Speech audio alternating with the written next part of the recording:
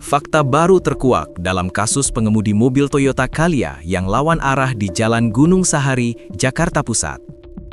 Pria bernama Hafiz Mahendra, 25 tahun, diduga menggunakan kartu tanda penduduk atau KTP palsu karena merasa malu dengan kondisi ekonominya.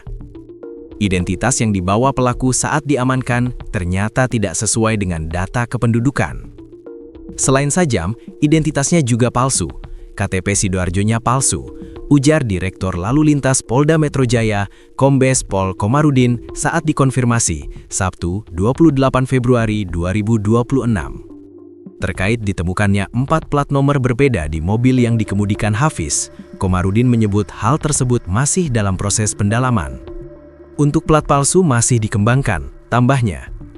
Selain terkait kasus kecelakaan, Hafiz kini juga ditahan untuk perkara lain.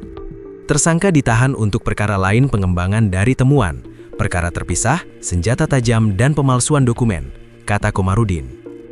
Kasat Reskrim Polres Metro Jakarta Pusat, AKBP Robi Heri Saputra, menjelaskan hasil pencocokan data dengan Dinas Kependudukan dan Pencatatan Sipil, Dukcapil, menunjukkan KTP yang digunakan tak terdaftar.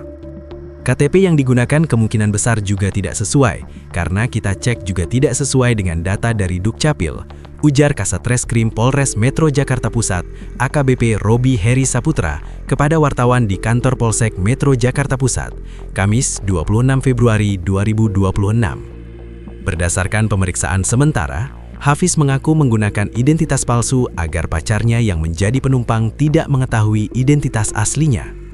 Berdasarkan keterangan sementara, pemakaian KTP diduga palsu agar tidak diketahui identitas aslinya oleh pacarnya yang dia malu, karena menurutnya dia kurang mampu. Lanjutnya, menurut pengakuannya, dia malu karena merasa kurang mampu, ujar Robi.